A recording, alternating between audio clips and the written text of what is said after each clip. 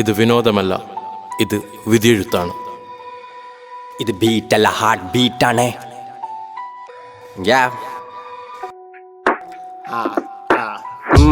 ഞാനൊരു കഥ മെനയട്ടെ, ഇത് കഥയല്ല കാര്യം കുറിച്ച് പറയട്ടെ. അത് വീര്യം മാറ്റം തുടരട്ടെ, അനിവാര്യം കൈ ഉയരട്ടെ. അഭിവാദ്യം ഞാൻ പറയട്ടെ, കുറച്ചു നേരം നീതി മുഴങ്ങട്ടെ. ചങ്ങല പൊട്ടട്ടെ, ചരിത്രം തിരുത്തട്ടെ, അവകാശം നേടട്ടെ.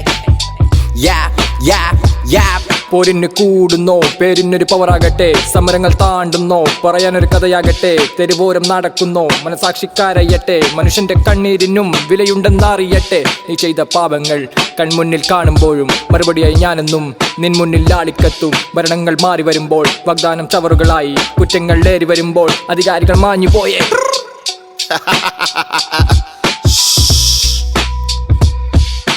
കാലം ഇത് ഭൂലോകം, മാറാരോഗം നിൻ കൺമുന്നിൽ. ഭീതി അത് പാടില്ല, പൊരുതാമിനിയും മടിപതറാതെ ഇരുകാലിൽ. പല മൃഗമായി ഈ നാട്ടിൽ കാട്ടിക്കൂട്ടും കോപ്രായം ഇനിയും നീ തുടരാനായി പല വേഷം കെട്ടിക്കൊട്ടണ്ട.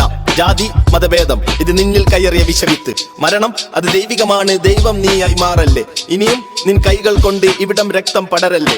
മരണം അത് ദൈവികമാണ്, ദൈവം നീയായി മാറല്ലേ. നാടും വീടും പല പല ദേശം, നാട്ടിൽ കാണും പല പുഴുവേഷം. കൊല്ലും കൊലയും ഇവിടെ ഒരു ഫാഷൻ എങ്കിൽ നീ പാടി നടക്കും, ഇത് മാത്രം നിൻ വിശ്വാസം.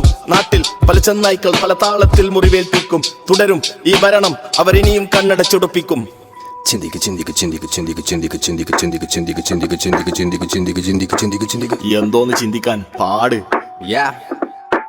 ചിന്തിക്ക് ചിന്തിക്ക് ചിന്തിക്ക് തിരിച്ചു മറിച്ച് ചിന്തിക്ക്. നീയൊക്കെ കൂടിനെ ചതിച്ചു, മലർന്ന് കിടന്ന് ചിരിച്ചു. തലക്ക് മീതെ പറന്ന് പകർന്ന് വ്യാധി ഞങ്ങൾക്ക്. പകുതി ശിരസും മുറിഞ്ഞ് നാലാ ഭാഗത്ത് നോക്കി മംഗളാരത്തേക്ക് ഓടി നിലച്ചു പോയി ബോഡി. നാട്ടിൽ ഉള്ളൊരു ഭൂമി കൊട്ടക്കണക്കിന് കെട്ടിപ്പടർത്തി, ലക്ഷക്കണക്കിന് പെട്ടിയിലാക്കി. നട്ടപാതിരക്ക് പതിയിലാക്കി, നാട്ടിലെ ചെക്കനെ വെള്ളയിലാക്കി. മെഡിക്കൽ കോളേജ് എങ്ങോട്ടാക്കി. വിധിച്ചതല്ല ബ്രോ, ഇത് ചതിച്ചതാണ് ബ്രോ.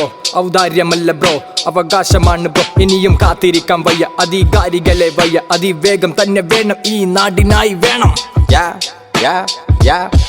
17 മരണം, കണ്ണ് തുറന്നില്ല ഭരണം. എത്ര കാണണം മരണം, ഇനിയും വേണോ തരണം തരണം.